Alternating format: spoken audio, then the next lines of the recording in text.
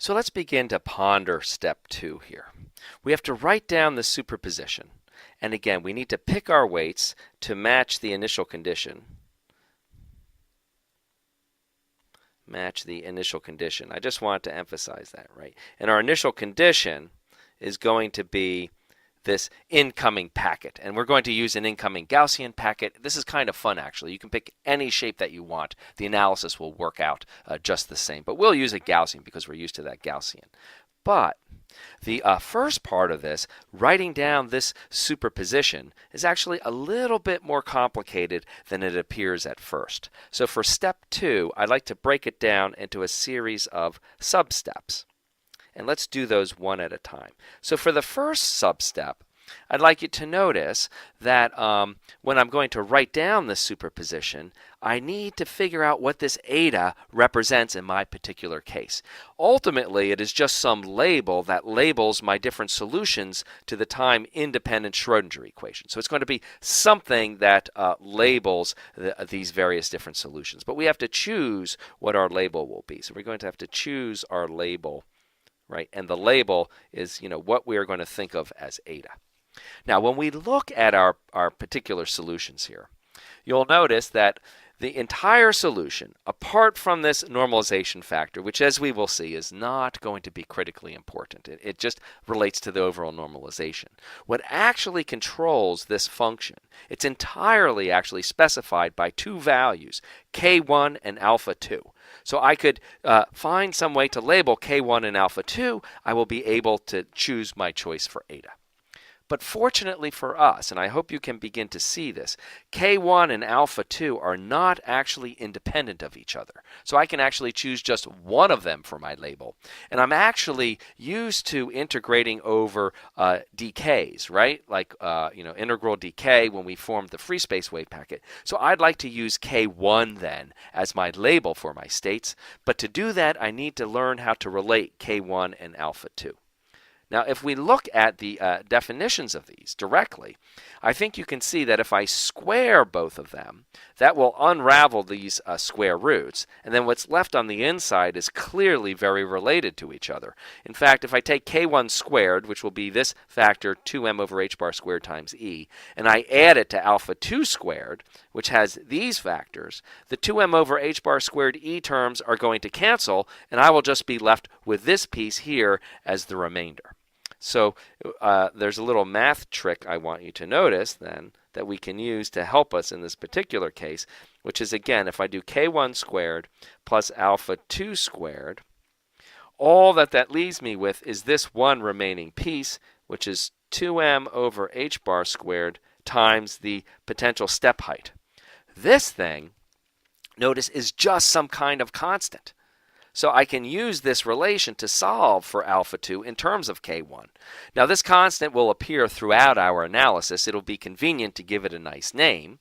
And one inspiration we have is, notice this looks a lot like a Pythagorean theorem, like a right triangle. So let's go with that. Let's call this constant and just define it as q0 squared. So I'll have this new parameter q0. It just tells me basically the height of my potential. The useful thing about this trick, though, is I can represent it geometrically. It gives me a nice way to remember it. And this will have some useful properties that we can use later on. K1 and alpha 2 make a right triangle then with the hypotenuse having a constant value q0. And then I can solve actually for alpha 2. So I really only have one independent parameter. I can get alpha 2 in terms of my k1. And I can get this either by doing the geometry or by just solving this equation. Subtract alpha 2 from both sides and take the square root. That will be square root of q0 squared minus k1 squared. So that gives me alpha 2 in terms of k1. So my entire solution then is really determined by the value of k1. So k1 will make a perfect label for labeling my states. So I'm going to label with k1. So that's the first step. I've decided that first step. Now let's keep looking at this superposition. So now we can do the integral over k1. We're going to need some weights. right? We will come back to those later. Those are a little more complicated. That'll be our last step. We can now write down our states in terms of our label K1. I also have to write this term in terms of K1. So I need my energy as a function of K1.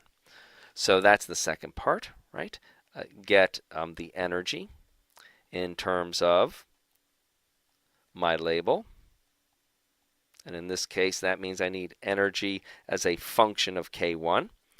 That's straightforward enough to get, right?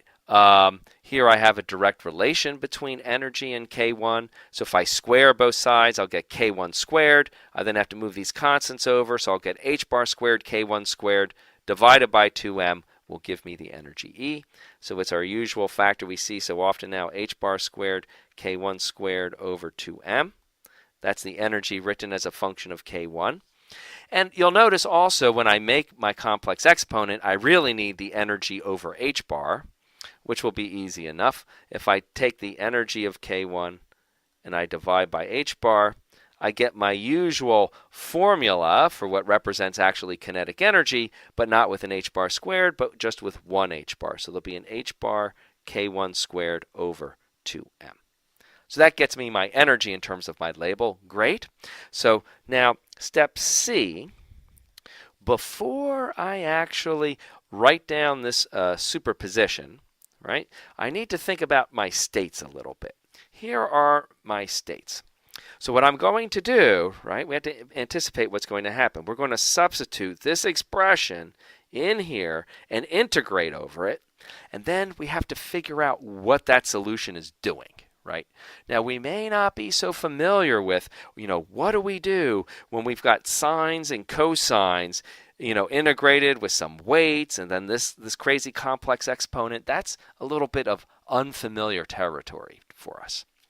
On the other hand, what is a bit more familiar territory for us is what happens if I'm doing some integral with some weights and then I just have a bunch of phase factors, right? Because that I know how to analyze with stationary phase.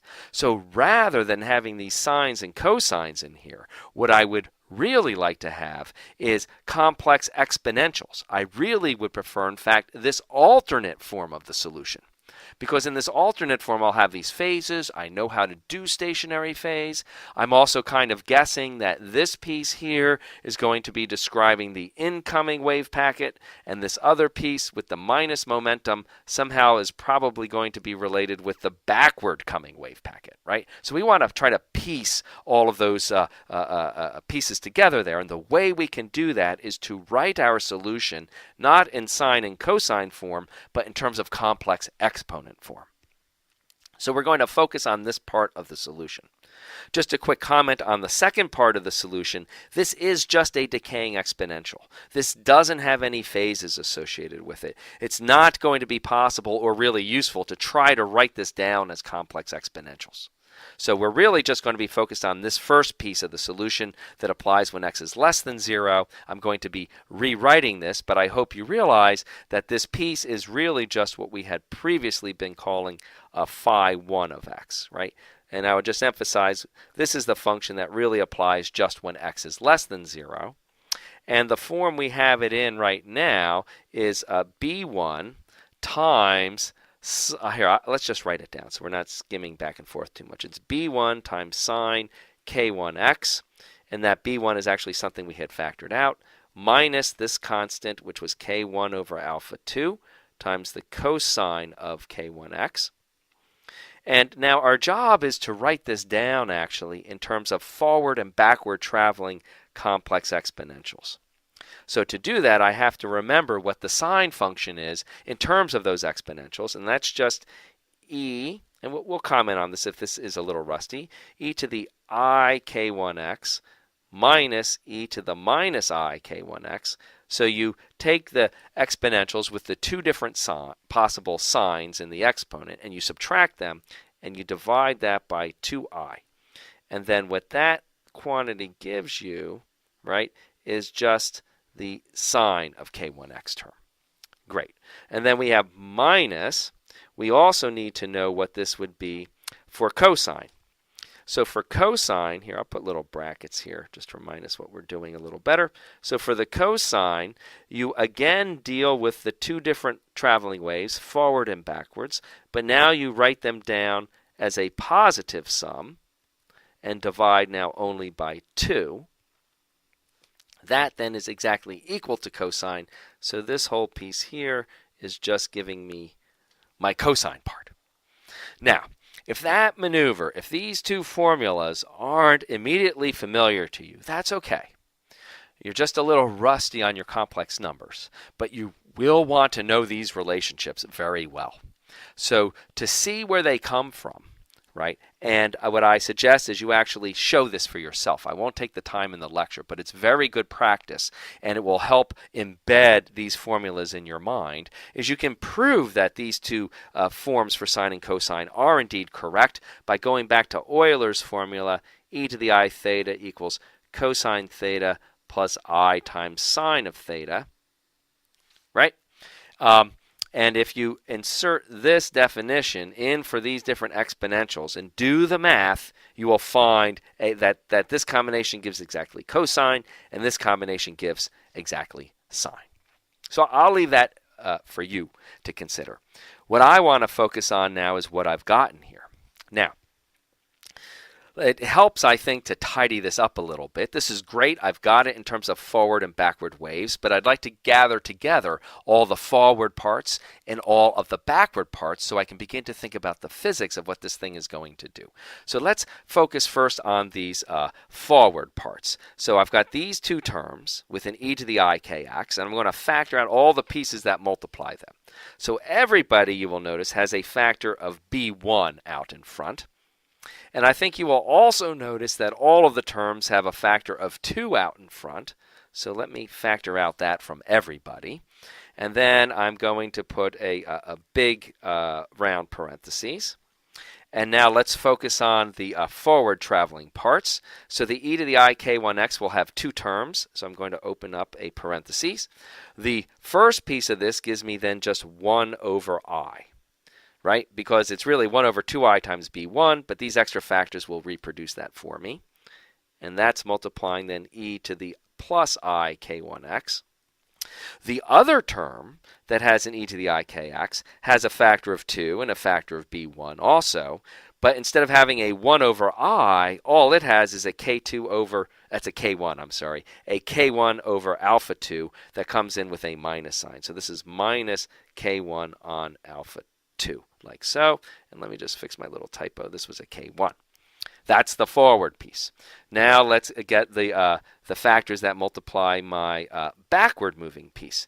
Now my backward moving piece, I notice here, has a minus sign on this term and a minus sign on this term. So both terms have minus signs. That really tempts me to do this as a subtraction.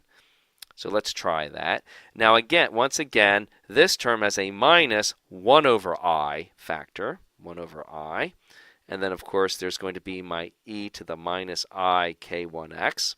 I'm gathering these remaining terms, so I will be able to finally put my closed parentheses. So I have a minus 1 over I, good. And then I have a minus k1 over alpha 2, but I've factored out this minus sign, so this becomes plus k1 over alpha 2.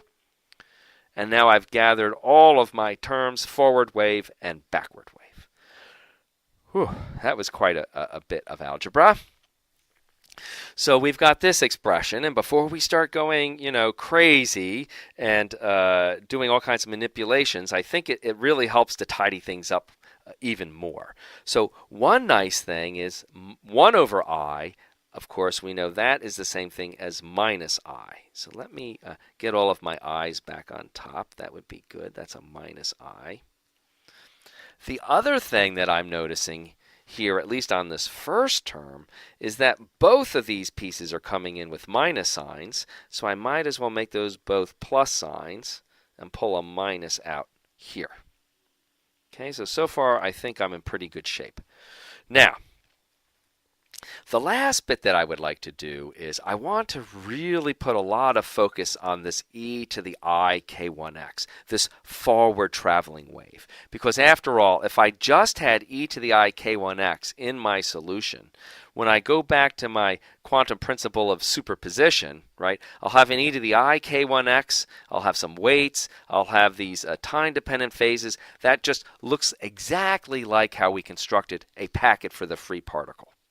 So, to put that emphasis there, what I want to do is I want to get e to the I k1x all by itself, so I want to pull out all of the factors that are actually multiplying it.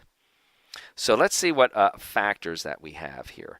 Very good. So what do we have? We have a minus, right?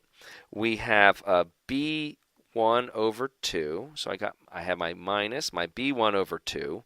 I then have this particular factor, which is looking now like k1 over alpha 2 plus I, right? Good. And then that is multiplying e to the I k1x. So I've got all of my terms here, right? And then I want to get my backward traveling piece. Now we have to be very careful with our signs here. I've pulled out a minus sign, and this one came with a minus sign. So on the inside part here, this is going to appear like a plus sign.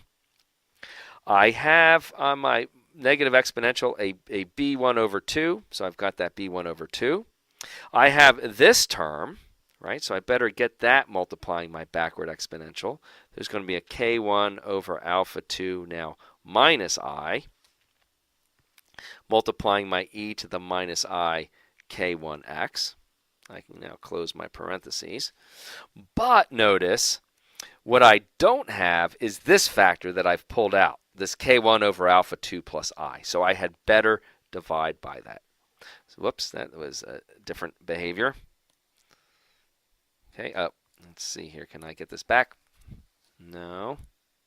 There, sorry guys. All right, so I was about to divide by this factor that I had pulled out, which was k1 over alpha 2 plus I. So that's kind of a very nice form. And then finally, I think I can tidy this up one little extra step. It's a little funny having those alpha 2's both in the denominator. Let's multiply numerator and denominator through by alpha 2. So I'll get just then k1 minus I alpha 2 divided by k1 plus I alpha 2. So that then, right, has gotten my wave function into a very nice form, right, of just forward and backward traveling waves. That completes step C. Now, step 2, remember, has two parts. We have to write down a superposition, and we have to pick our weights to match the initial condition. So we're almost done, but we need to get that superposition written, and we need to pick the weights. So let's actually now form the superposition with the weights. And then we can complete our solution. So superposition and the weights. We have to write these down. So now when I form the superposition, psi of x and t, my generic form is integral over d eta. But that's now integral over k1 times some weights of k1 times my wave function. So let's see if we can do this all in one step. So there's going to be an integral dk1 times the weights that depend upon k1. Now I have to multiply by my states. Now my states, I've simplified the upper portion, right, the x less than 0 part. Don't forget I've got actually states that have two different pieces, so I have to open up this curly brace to get my two different cases in there. So in my first case, I don't want to do that yet, has these crazy prefactors. So I want to pull those prefactors out so I can really focus on the forward traveling wave. So I'm going to pull out this factor minus b1 over 2 times this k1 over alpha 2 plus I, right? So that I'm factoring out. That then multiplies my solution, when I'm talking about the upper portion of my solution, when x is less than 0, that's what this whole expression gives me. It now looks fairly simple. It's got e to the I k1x is the first part, plus, right, I've got all these factors pulled out, plus then this ratio times the backwards wave. So plus k1 minus I alpha 2 divided by k1 plus I alpha 2.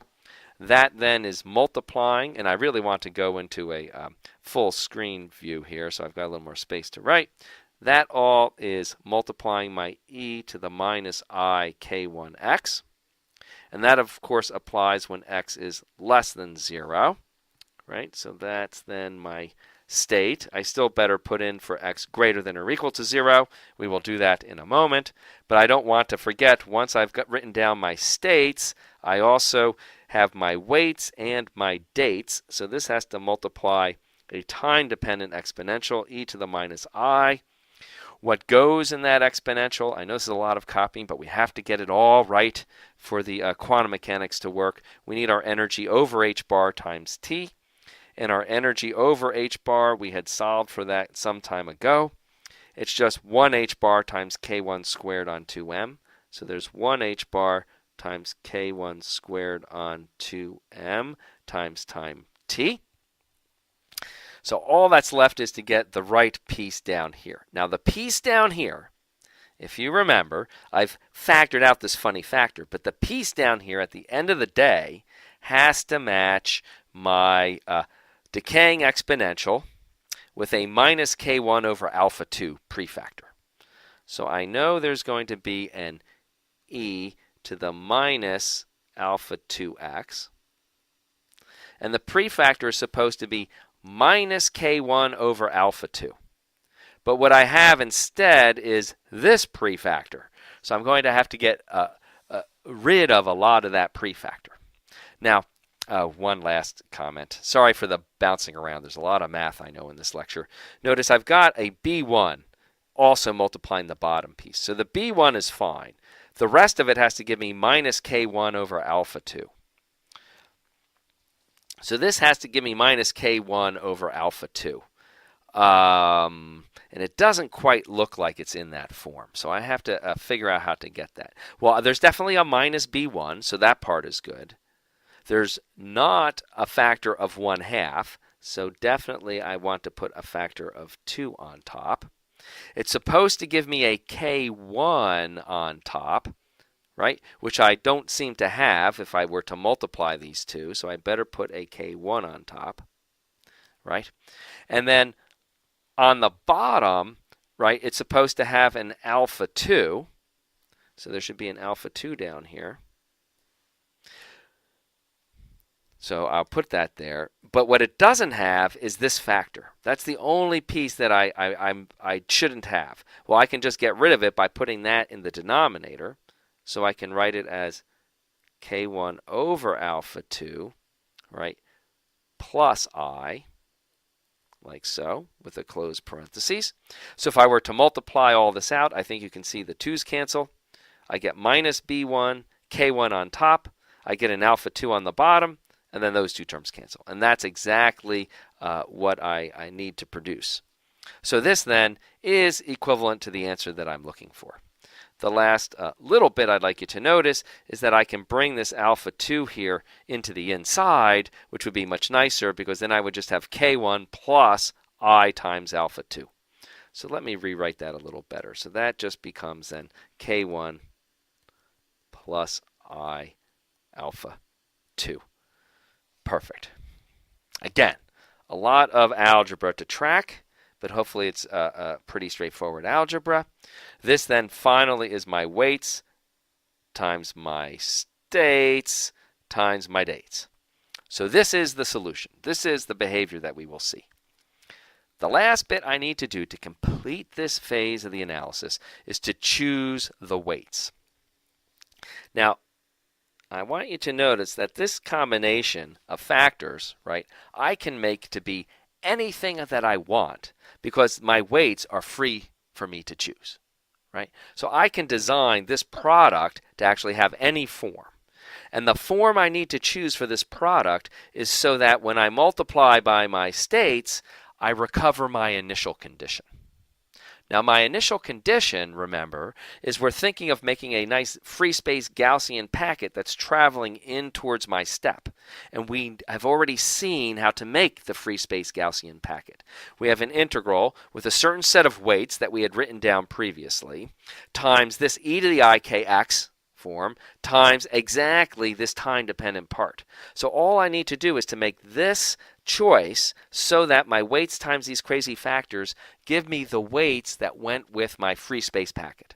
And those weights, you might recall, had a 2 sigma squared over pi to the 1/4 from our free space solution to keep it properly normalized, times then a Gaussian, which had a width sigma squared, multiplying then the square of the difference where I make my peak wave vector.